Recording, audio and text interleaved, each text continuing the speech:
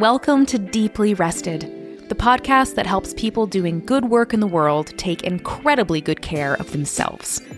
I'm your host, retired therapist and disillusioned business coach, Maegan Megginson. I'm on a mission to help people like you unlearn the rules that keep you trapped in self-doubt so that you can recover from burnout and finally become deeply rested. If you enjoyed today's show, be sure to subscribe to this podcast and join our weekly newsletter at deeplyrested.com/newsletter. Now, it's time for the show.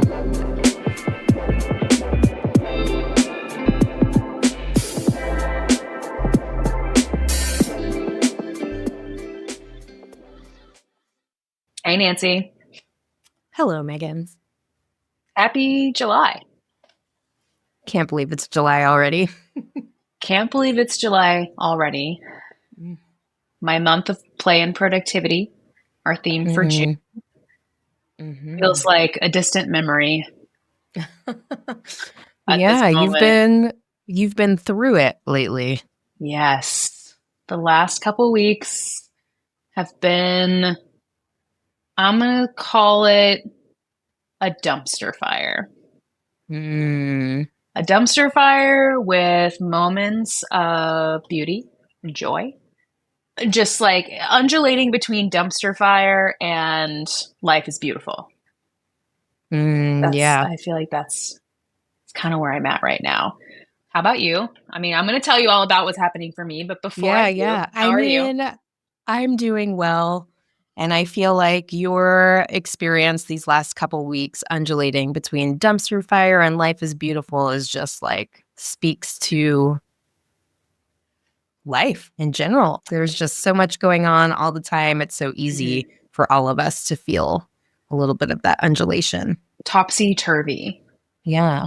Wonky. These are the words that are bubbling to the surface. Life feels a little wonky right now for a lot of us. I'm really glad you're feeling great. Tell me, like, what's the best thing happening for you right now?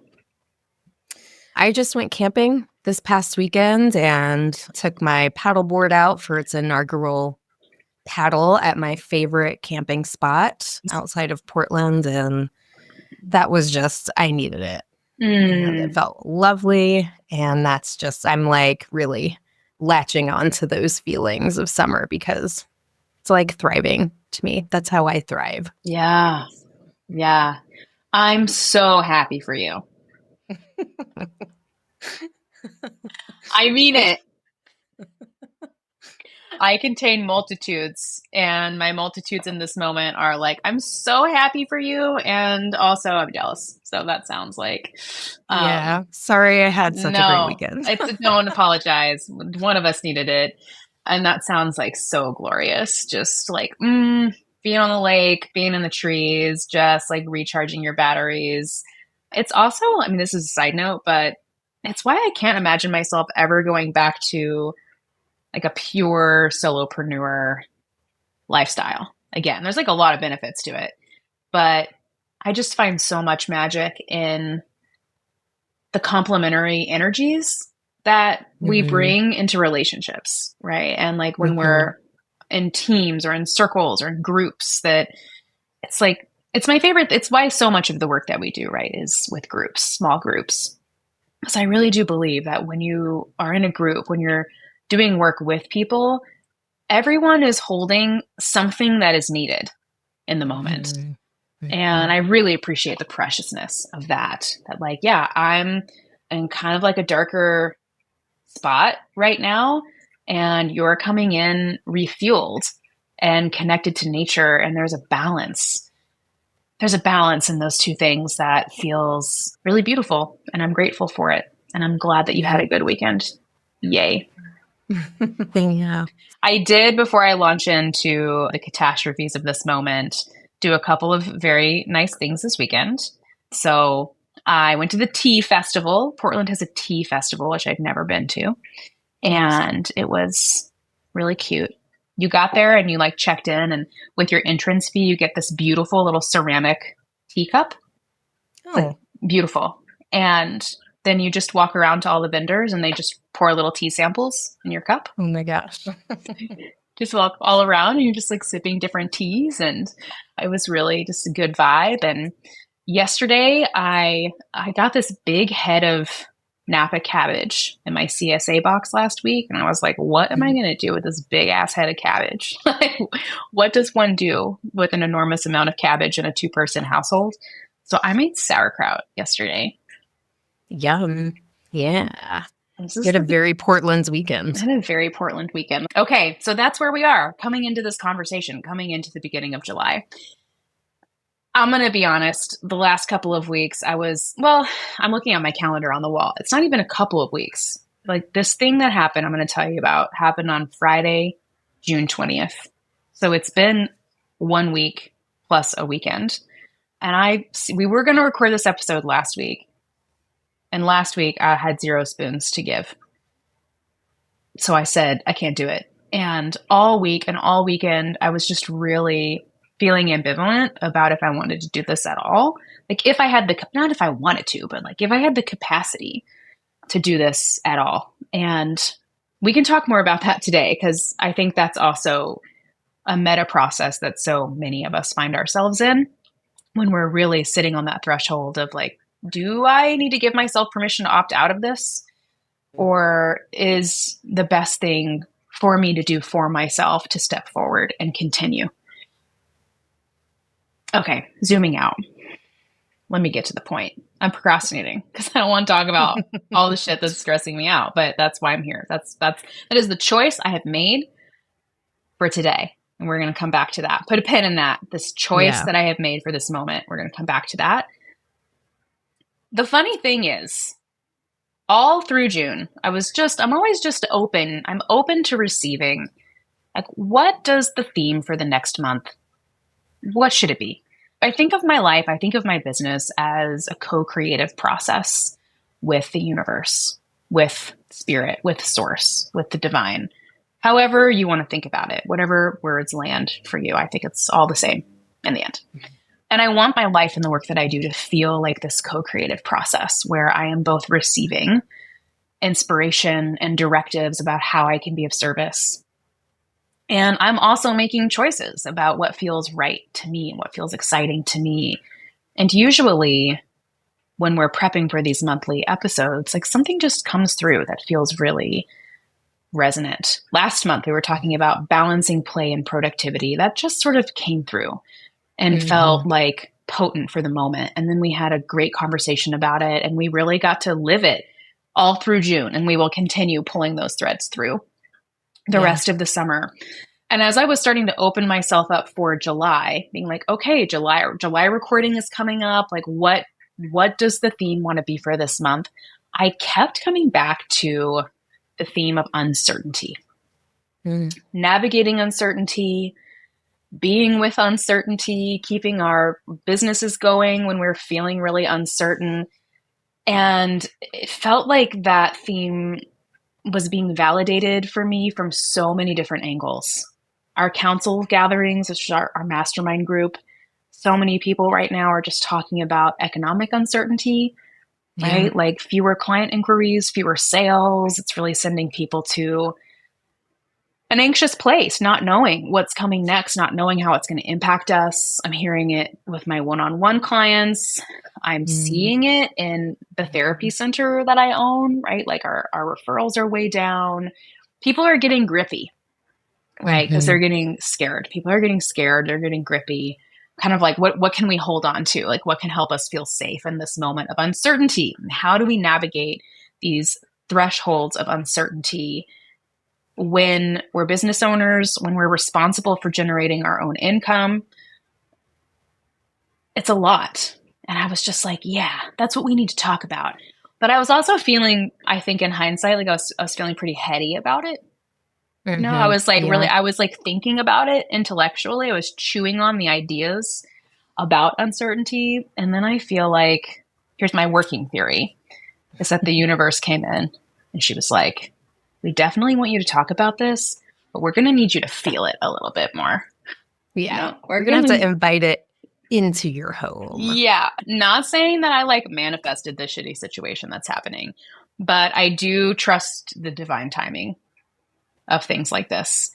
because now I have been fully dropped in to the portal of uncertainty in my own life. So on June 20th, Friday, 4:30 p.m. Let me set this. Actually, I'm just going to set the whole stage for you. Tell us what happened. Okay, here's what happened.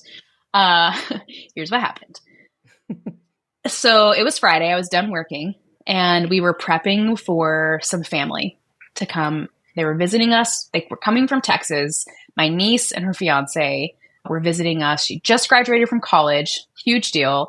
And they were coming for summer vacation with, like, they chose us. You know, they like chose to come here and be with us, which made us feel so special.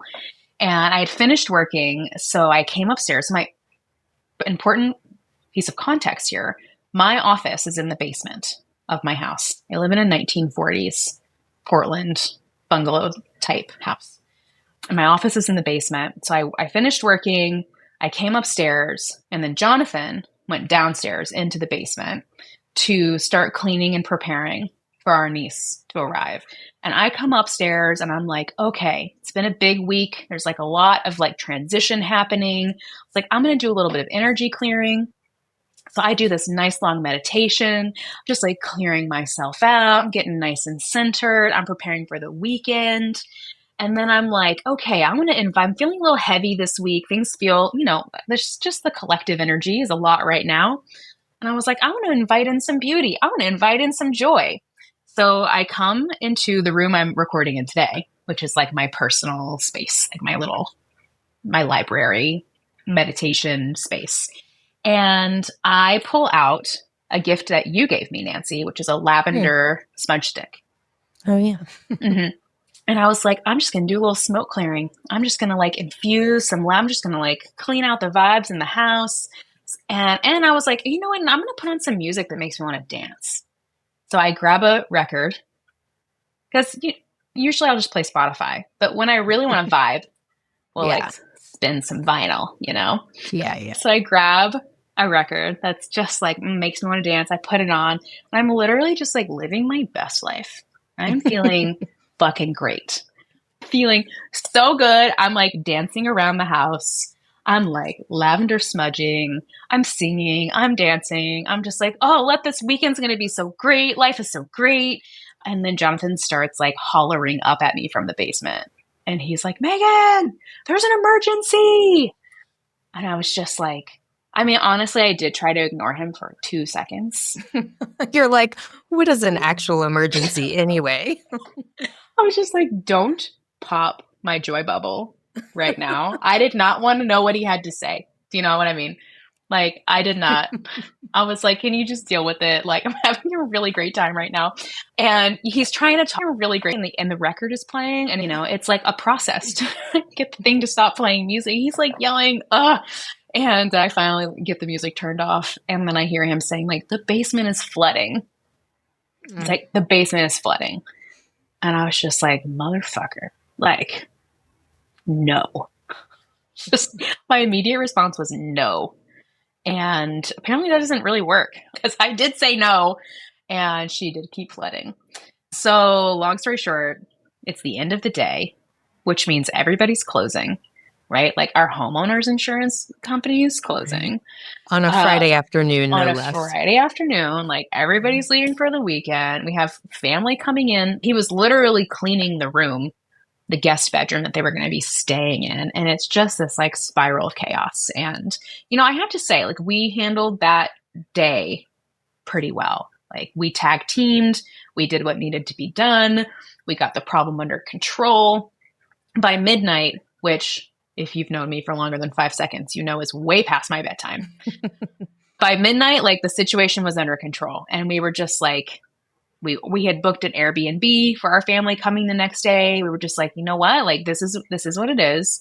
We are still committed to giving them a great time here in Portland. We're committed to having a great time with them, and it's going to be fine.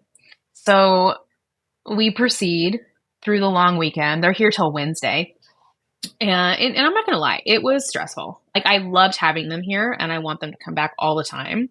But I was compartmentalizing like a boss. Yeah. And that takes a lot of bandwidth. That can be exhausting. No, my God, it was just this like hat switching, being like, I'm a host. And then like, I'm trying to figure out why the insurance hasn't called us back. And it's just this like back and forth.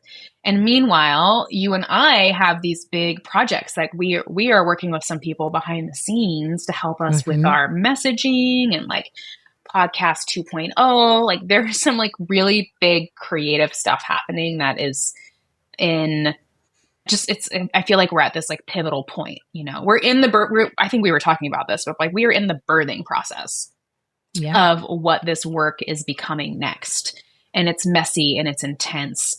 And then something happened in the midst of this that felt really intense and was kind of like, wait a minute, it needed a lot of attention. Anyways, by the time they left on Wednesday, I felt pretty tapped out. I felt pretty like, I don't know that I can record the podcast episode. I'm really stressed. And then Thursday, I got a call from the insurance company telling us that they were denying the claim and that they're actually not going to help us pay for anything. Which, like, I already think insurance is a scam. Yeah. To be clear, I know we are aligned. Yeah. On this subject, as on many subjects, we are aligned. Like, I already think insurance is a scam, and this is bad what's happening down there. Like they think there's a crack in the foundation. They don't know where. Anybody who lives in a place with basements knows you don't ever want something bad to happen in your basement because it's not an easy fix. And I'm not swimming in money at this moment in time. I've really been, the last couple of years surrendering to like letting the next thing come forward and learning to trust that what I need is going to show up when I need it. And this is a moment that is like really testing that significantly.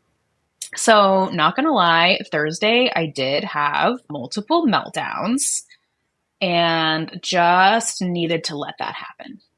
And that felt good because historically, I think my response to these moments of extreme uncertainty would be to overfunction and to go into like, here's the silver lining and like, here's how we're going to handle it and everything's going to be fine, which seems helpful on the surface, but actually isn't really an effective emotional process long term. And that's something I want to talk about today. It's like when we are going through these times of deep uncertainty, if it's something acute, like your basement's flooded and your foundation is probably cracked and your insurance leaves you high and dry and you don't have a bunch of money set aside to deal with it, or if it's just the chronic uncertainty of living in this world at this moment in time, it doesn't really matter. Like it all kind of lands in the same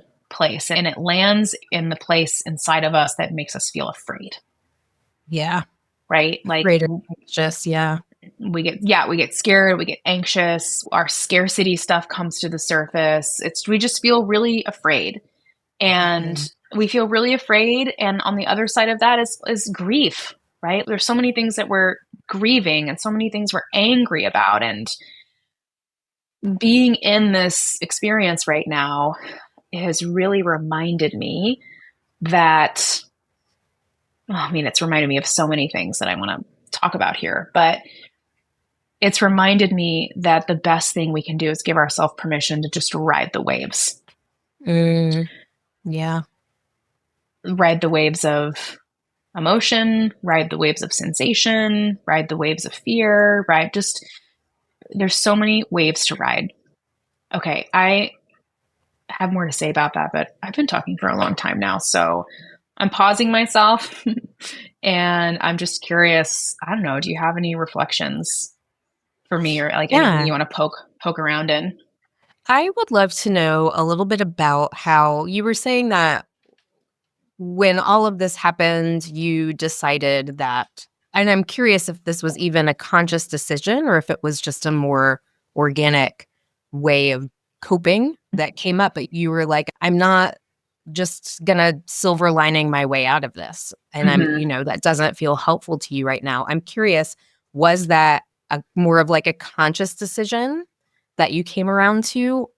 And part two of that question is, how does it feel different this time, not doing those things, not silver lining, like not relying on silver linings to make yourself feel better. Like, I wonder if you can tell me if there's like a felt sense, like if there's something different about it this time.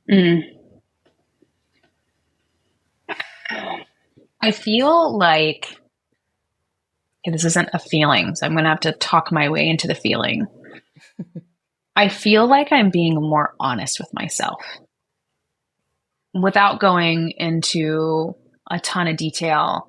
Most of my my adolescence into young adulthood, there was this theme that showed up for me again and again where I felt powerless. I felt this combo of like powerlessness and helplessness about some things that were happening in my life. But I was really good at making the best of it. Was really good at making the best of it. And I was really good at, and am still really good at, and I'm actively working on this thing, was really good at like setting goals in the future, like creating things to look forward to. Okay. So like, was this like a distraction from the problem, or? I don't think a distraction as much as like one day you will have choice.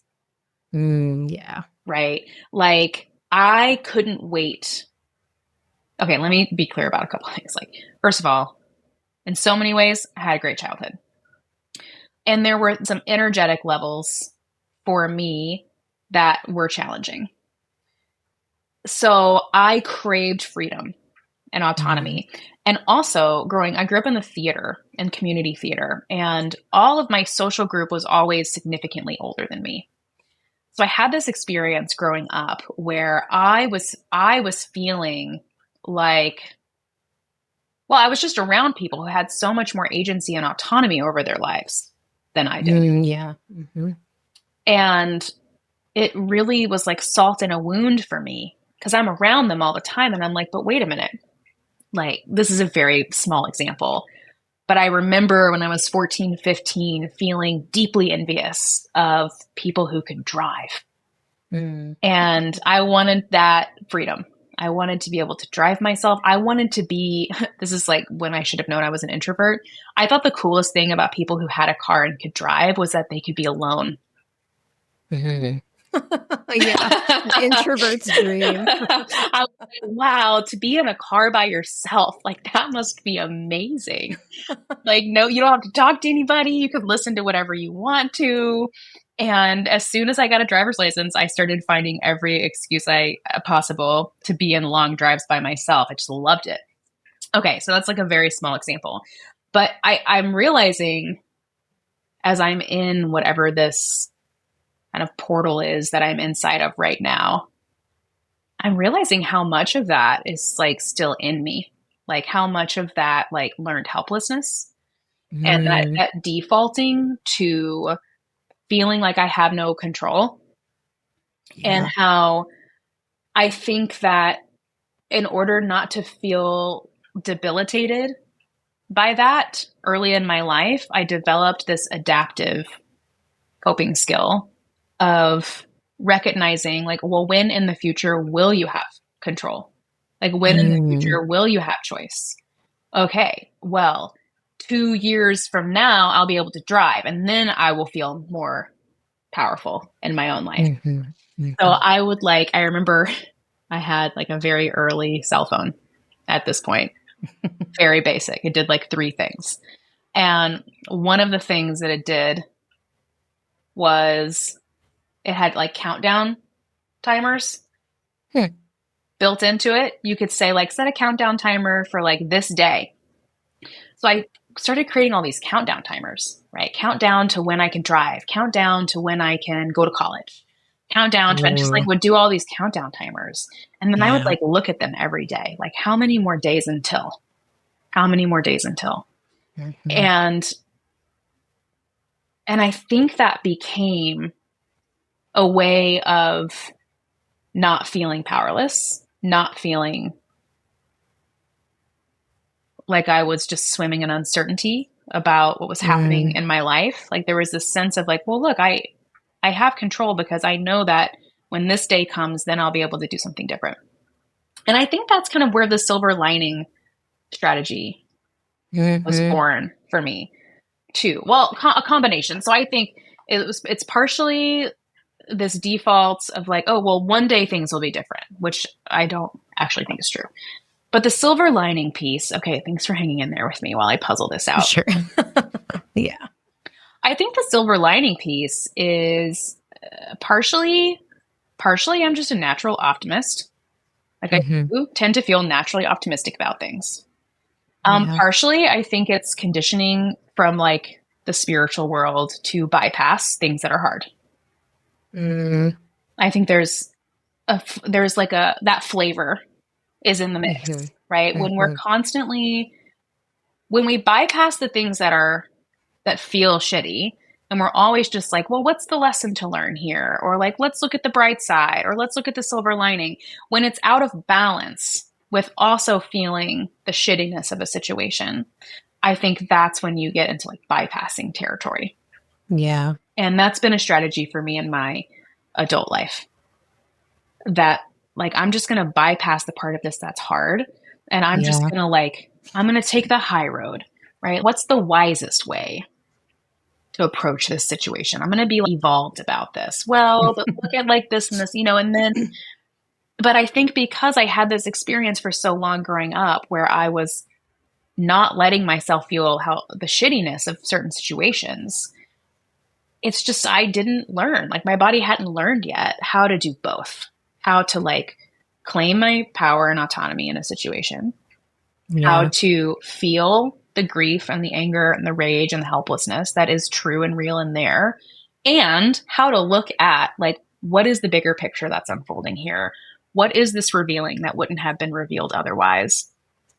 So when you ask me how it feels different now, it's like I'm actually feeling now like I'm holding a more integrated experience where I'm noticing where I'm defaulting to helplessness. I'm really feeling the depth of how much this sucks and how scary it is, Mm-hmm. especially the financial piece and like not knowing what that's going to mean for me and Mm-hmm. Mm-hmm. family, and like letting myself feel that. And then counterbalancing it with a greater trust in life and a Mm-hmm. sense of like, I do have a deep sense that everything's going to be okay, and that Yeah. something greater will be revealed on the other side of this shitty situation, but only if I let myself feel the shittiness of it first. Yeah. Wow. That's really interesting. Yeah. Thank you so much for sharing that. And I think it's really interesting too how like when you were talking about your younger self, you would and like projecting to the future whenever, once this happens, then I'll feel more free. And it's like Mm-hmm. you were projecting to a time where you would have control of your own life, Mm-hmm. where you would be in control. And I think that it's That's interesting to think about that, like in terms of looking forward to the next time that I will have control over this Mm-hmm. aspect of my life, and thinking about that in terms of uncertainty and Mm-hmm. certainty, Mm-hmm. right? If we think of like having control as more of like a certainty because Mm-hmm. we're in control, we Mm-hmm. know what we're doing, we potentially know the outcome, Mm-hmm. versus uncertainty. Like, are we ever really in control? Is Right. certainty even actually a thing? Mm-hmm. And so I think just hearing you say that and hearing you talk about how you're feeling different, you're feeling more integrated this time, it's because you're not trying to have so much control. Like you were saying, like you're not gripping and trying to be just in control of this. You just have to sit and kind of ride those waves and Yep. let things unfold. And like you were saying, like trusting that an outcome is going to happen Right. and that it's all going to be okay. But Yeah. you can't know what the outcome is. Wow. So well said. Yeah. I want to talk in just a second about the difference between control and choice. This Hmm. is like a lesson that's really so alive in my own Yeah. process right now. Yeah. And I want to completely agree with what you're saying, that I truly believe with every fiber of my being that certainty is an illusion. Stability is an illusion. Like these things don't exist in nature. certainty, what does that even mean? Like, certainty is a story we tell ourselves so that we don't have to feel afraid of change. Yeah. And change is the only constant, as we know. But yet we all are so good at defaulting to thinking that we should live in a world where things feel certain and stable and secure. And back before this happened, when I was thinking about talking about uncertainty from a more cognitive, philosophical place, I was thinking about that. I was like, yeah, it's so, everybody's feeling so uncertain right now, but I mean, like, certainty isn't even real. And how do we justify these two things? And now that I've sort of been plunged into the felt sense of uncertainty, it's giving me a deeper appreciation, a reminder of why, as humans, we do default to seeking certainty, because really allowing yourself to be in the uncertainty of life is really scary. Mm-hmm. It feels really scary. But okay, so we're aligned. Certainty is an illusion. And yet we want it. We want it. And this is kind of weaving in here what we're hearing from our clients right now, what we're feeling behind the scenes in this business, that collectively, we're in a moment of uncertainty. As a world, as a people, we're in a moment of uncertainty. And if we can, for the purposes of this podcast, zoom in to the experience of the small business owner, like, we are in a profound economic moment of uncertainty. And we don't want to live in this place emotionally. It doesn't feel good and it's not helpful, right? It's not helpful to live in fear, to live in scarcity. It's not good for our bodies. It's not good for our businesses. It's just, we don't want to live there. But coming back to control and power, because I think often when we find ourselves in these like pockets of uncertainty in our lives or in our businesses, we can default again to being like, well, where do I have control? Where can I find control? Where can I make some decisions that make me feel more certain, that make me feel more safe and stable? But even that is grasping, right? When we're trying to control, like, let me do these things that make me feel better in the short term. And that's what silver lining does for me. When I'm just constantly finding like the silver lining about everything, it makes me feel better in the short term. But then I'm just like kicking the can down the road because the uncertainty is going to follow me wherever I go, because that is the reality of life, is to be constantly uncertain about what's going to happen next. So control doesn't work. And I see a lot of people right now trying to control by putting a lot of energy into like marketing their businesses. That's something I'm just witnessing right now. And I'm not saying it's like a bad idea to market your business, but there's like a level of scarcity behind it that it feels so fear driven. Okay, instead of doing this one thing consistently, I'm going to try to do 50 things, because hopefully one of them will stick. And I'm so scared, right? I'm just so scared that I'm just like throwing nets and fishing lines like everywhere I can, hoping that I get a bite. And it's just like fueled by this urgency and fueled by this fear that things are going to fall apart. And I'm just like, hold on a second. That doesn't feel right to me. That doesn't feel aligned with what I believe about life. And it doesn't feel good in my body. So something I'm playing with right now in this moment is really noticing where I default to trying to grasp for control, and instead like releasing my need to control, and instead getting really curious about like where I have choice. Like, where are there choices available to me now? Because it is true that there are always places in our life and in our businesses where we don't have choice. Right? Like, I don't have choice right now that the insurance is denying my claim, right? I don't get to do anything. That is what it is, right? I don't get to choose that my foundation is cracked. Like, that is what it is. I don't get to choose that, like, in the therapy center, the referrals are really low right now. Like, that is happening. I can't control that in this moment. And I don't get to that's not, I can't just say like, well, I'm going to choose that referrals aren't low. I'm going to choose more referrals. Right. Oh, okay. Like, good luck. Like, that's not how that works. Okay.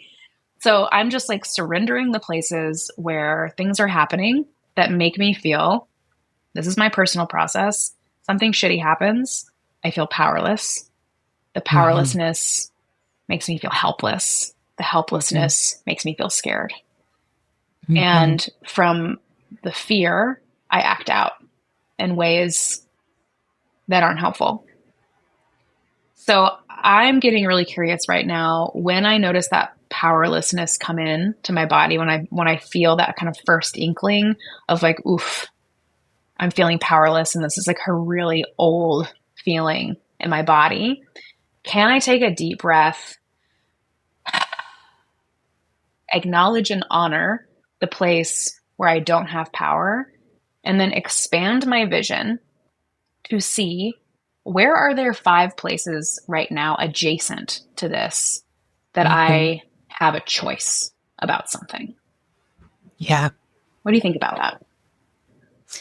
Yeah. I mean, I feel like that's a really shifting your mindset from that place of feeling powerless and helpless and shifting it in an expansive way to say, like, okay, where do I have choice? That's like reclaiming some of your power. Mm-hmm.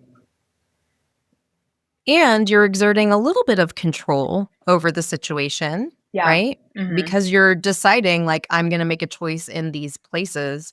But I'm curious how that feels. I would love for you to talk through, like, how making choice, finding where you have choice in these situations, and using the power of choice without being grippy That's and such a good question. too controlling about it. You know, what just popped up, what just is coming up right now. It's happening in this moment. Okay, let's see if this makes sense. When you were saying like, okay, and even when you're exerting choice, when you're making choices, you have some control. I'm like, I think I'm realizing that that isn't the philosophy that feels right for me. And like what does feel right for me is I think I said this earlier, like I'm really trying to approach my life as a co-creation, trusting that there's something bigger happening here that I can't see with my human eyes, that I'm a part of. Like I am a thread in this collective tapestry. And there's so much happening in so many ways that is unknown to me. And what I do is important. It's part. It's not an accident that I'm here right now. It's not an accident that you're here right now. We are here on purpose and we have a job to do.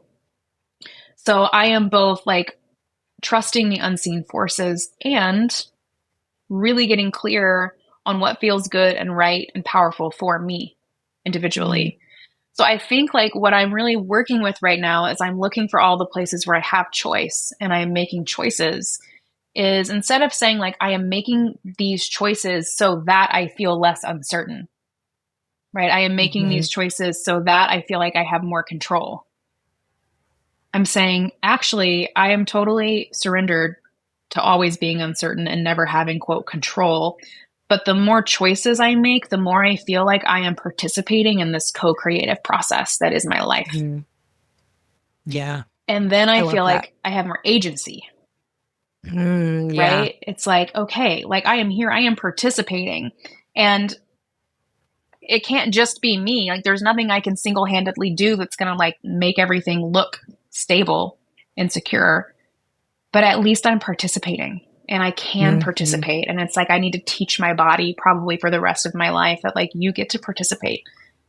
What do you think? Yeah, I love that. I think it's such a beautiful reframe from the idea of having control, because control is just like can feel so grippy and reliant on a specific outcome. Right. Whereas, That's good. Yeah. Whereas what you're saying about finding these places where you have choice in order to make this new co-creation. Like, that's what a beautiful way to look at life and these sorts of trials when they happen for us. I like I that think word this will for it be too. Trials. trials. Yeah. I think this would be a really great time to share the quote that you read to me earlier, because I think it really speaks to this part of it, whereas like making choices, but not being in control or controlling an outcome. Okay.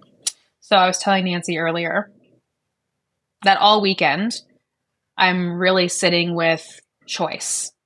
And Jonathan and I are working with a coach for our relationship, she's amazing. And I love talking to her. We see her like, I don't know, once every 4 or 6 weeks.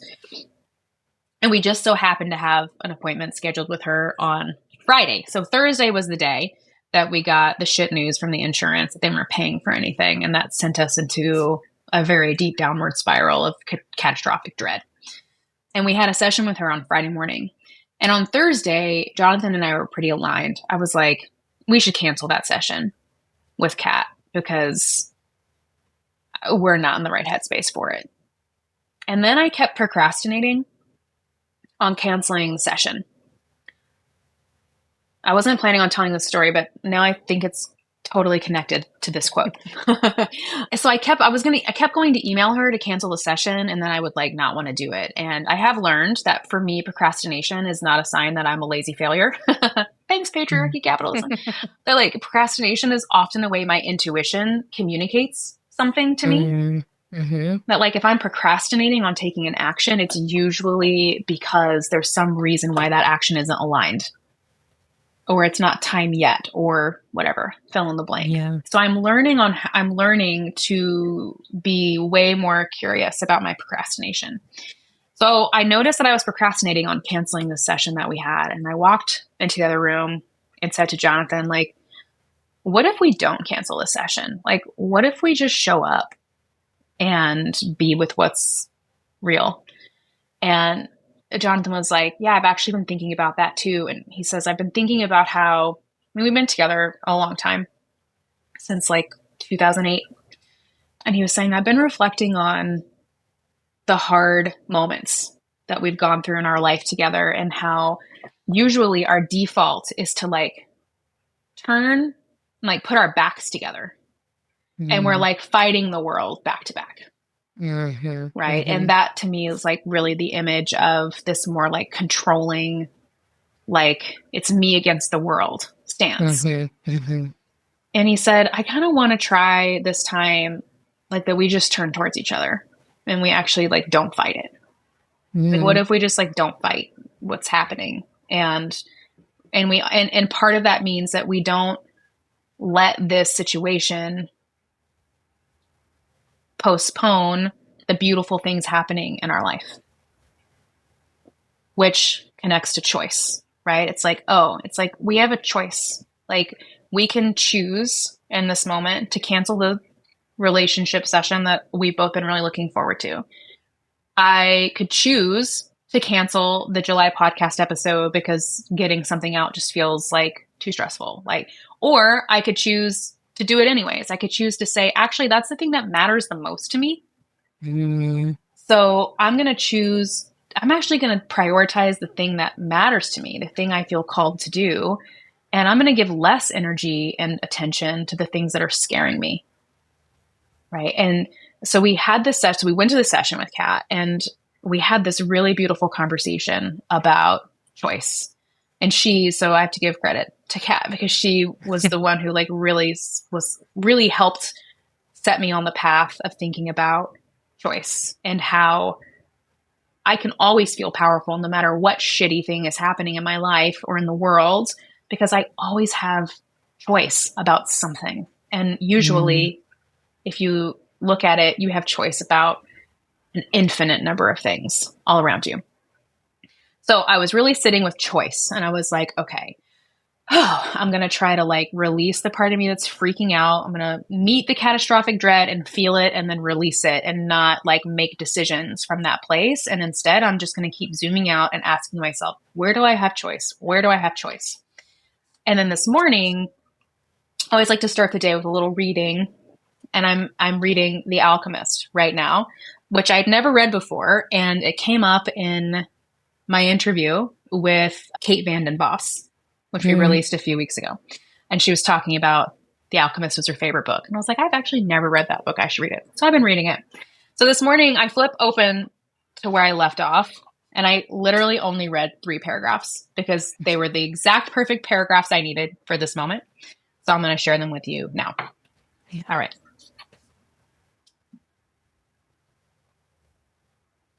He still had some doubts about the decision he had made, but he was able to understand one thing. Making a decision was only the beginning of things.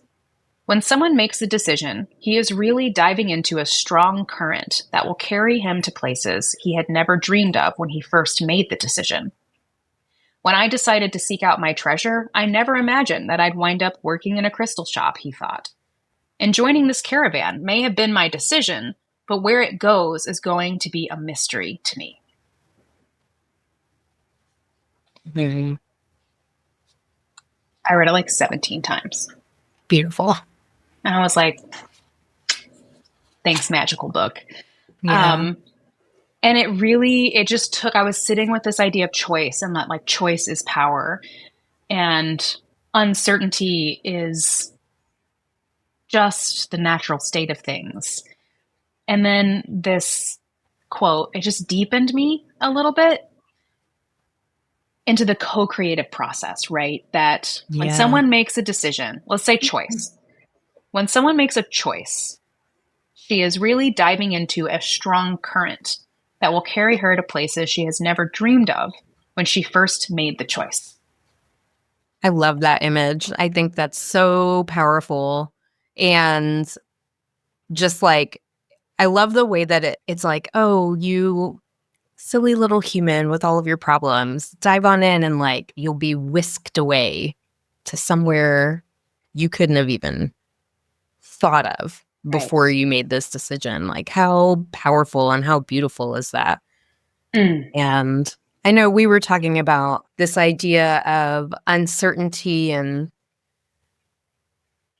kind of flipping it as like inviting in mystery to your life. Mm-hmm. And I feel like that image of the current carrying you away is just like an image of that mystery, that great mystery of life. The current.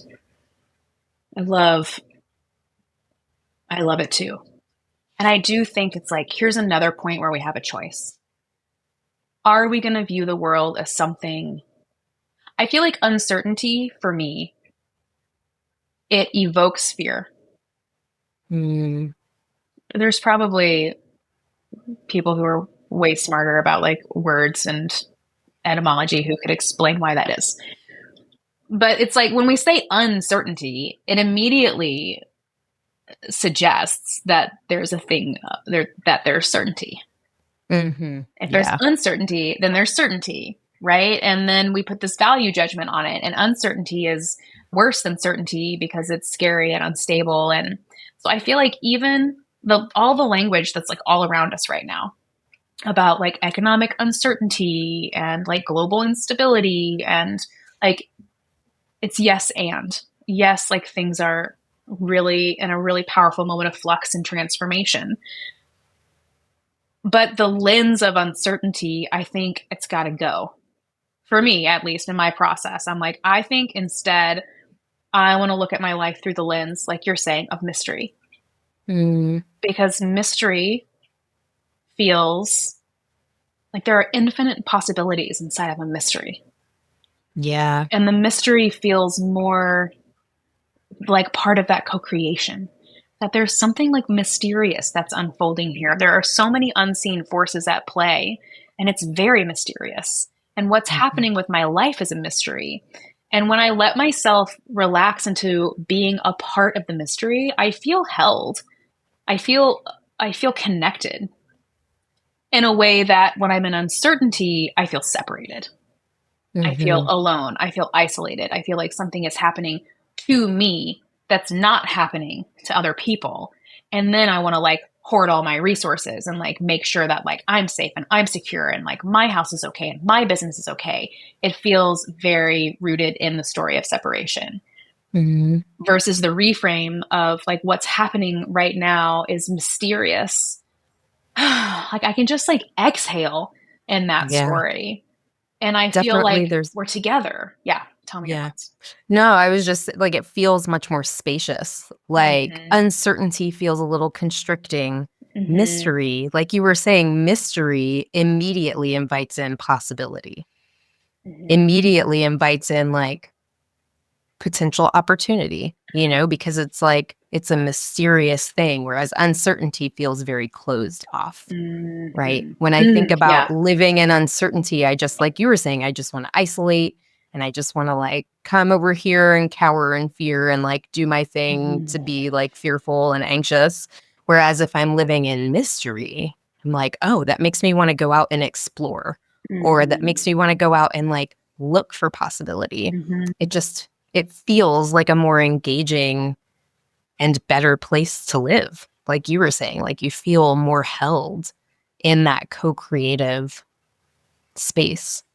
And when we're in that spacious place, we have the resources and the bandwidth to make more choices.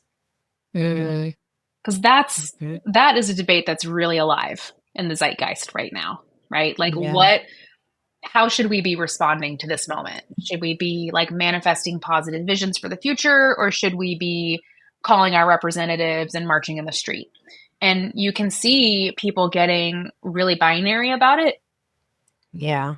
and really like combative about it, when really it's like, hold on, like nobody's wrong about any Right. of this. Like all of these things are needed.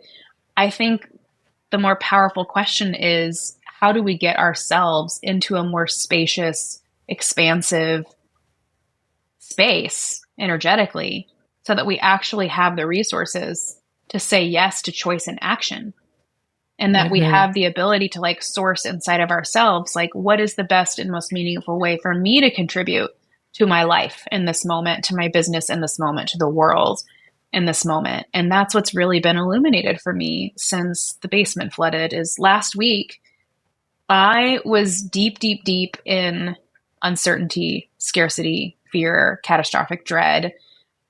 And I'm still fluctuating in and out of that place because like the waves are still waving, like it's Mhm. like I'm still Mhm. dropping into that place. And I notice every time I drop into that place, I really like that you said spaciousness about mystery, because when I drop into the uncertainty, I feel like whatever spaciousness I've been relaxing in shrinks.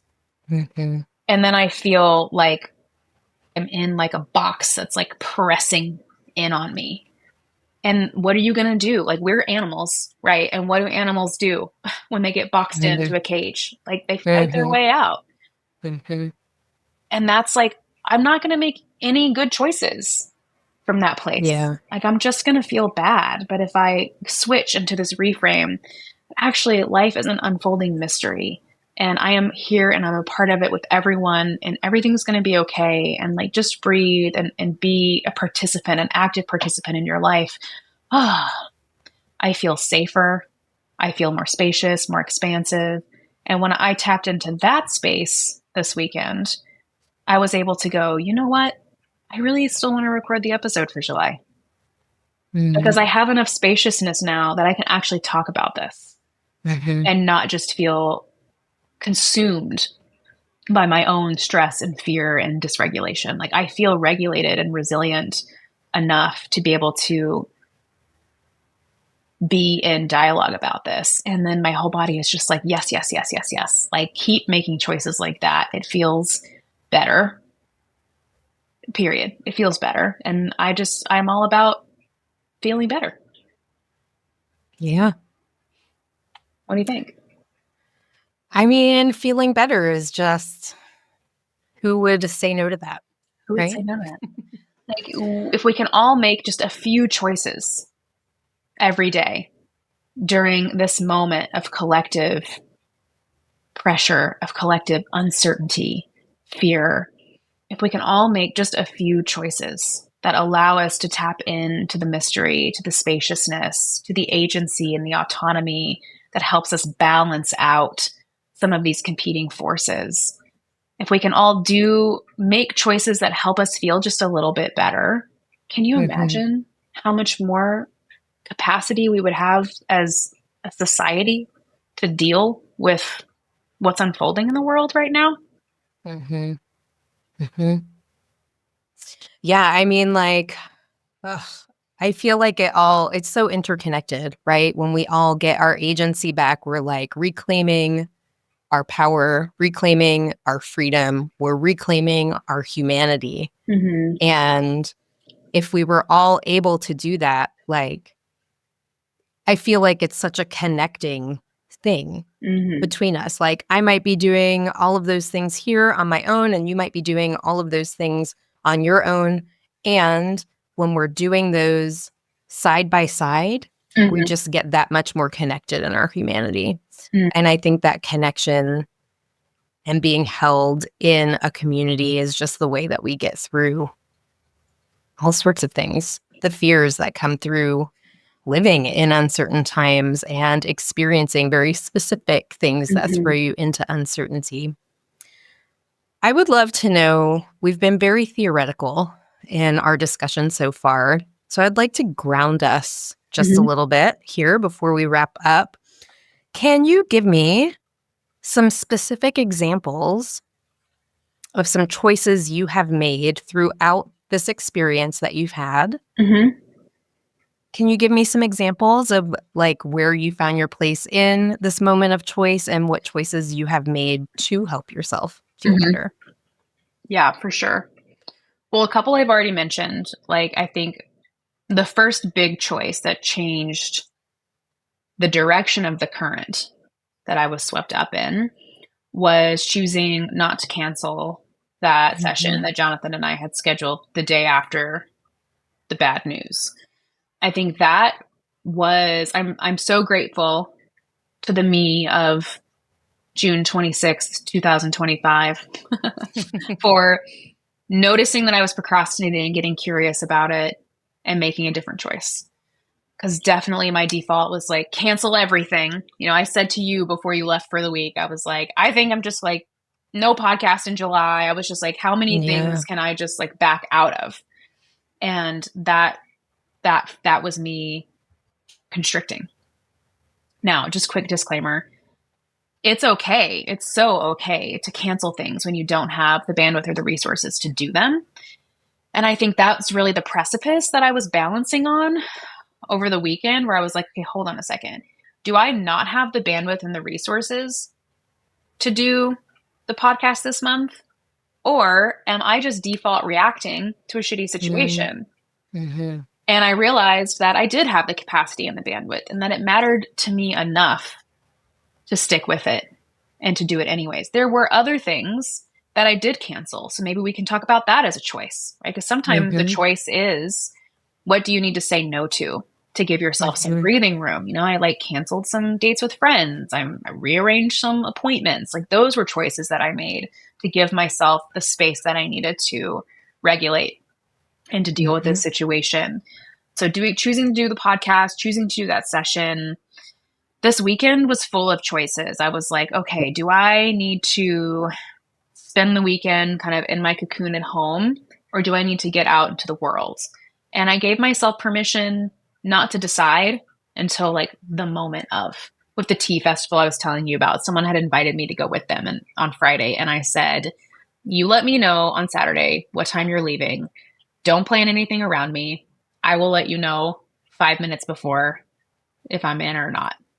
That's very unlike me, right? Because old Maegan was like, oh, you gotta like tell people every fact about the future months before it happens and then never change your mind.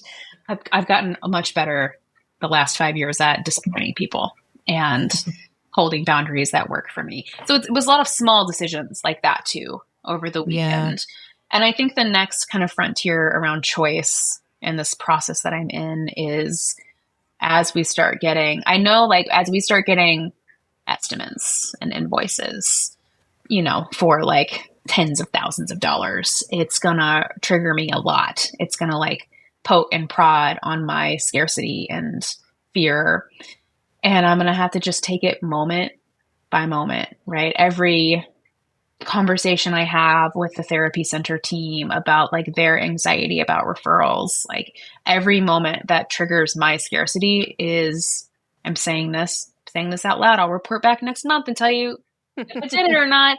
But like every moment is an opportunity to take a deep breath, to honor the fear, and then to ask, where do I have choice right now about this situation or about something else entirely?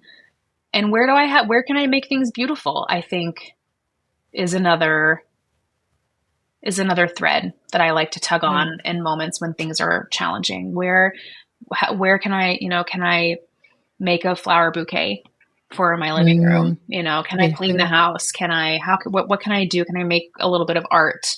I think making things beautiful is a medicine that helps on so many different levels. So that is a choice I'm really attuning to.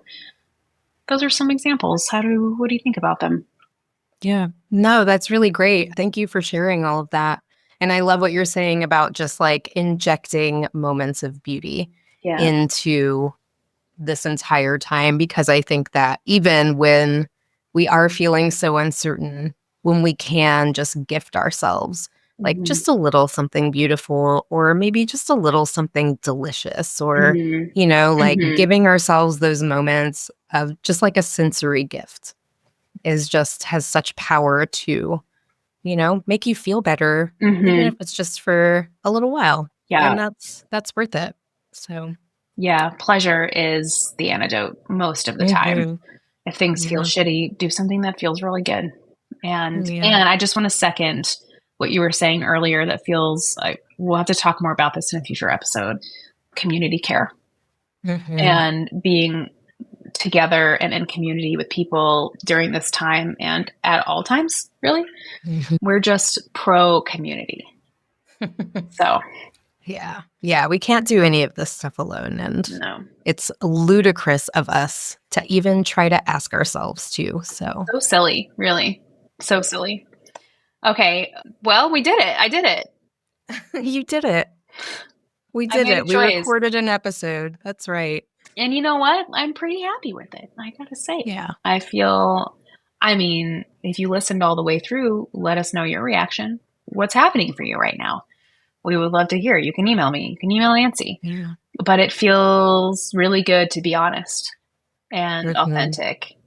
So if anything, I'm counting this as a win for authenticity and a win for choice.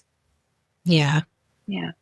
Thanks for your wonderful questions, Nancy, as always. Oh, yeah. Thanks for sharing your story. And, fingers crossed that everything goes well for you. Thanks. Yeah. I'll take it. Yeah, I'll take it. Everything will be fine. Yeah. Everything will be fine. That's what I will leave myself with.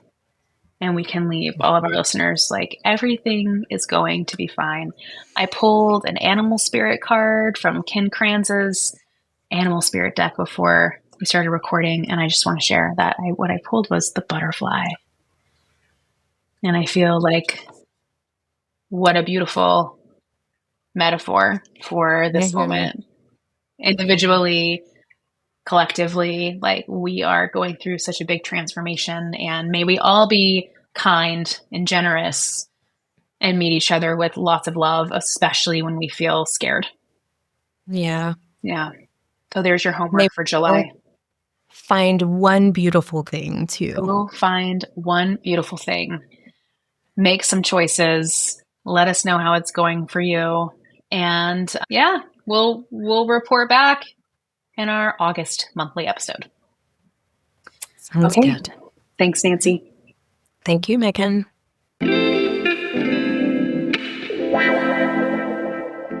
Thank you so much for listening to today's episode of Deeply Rested.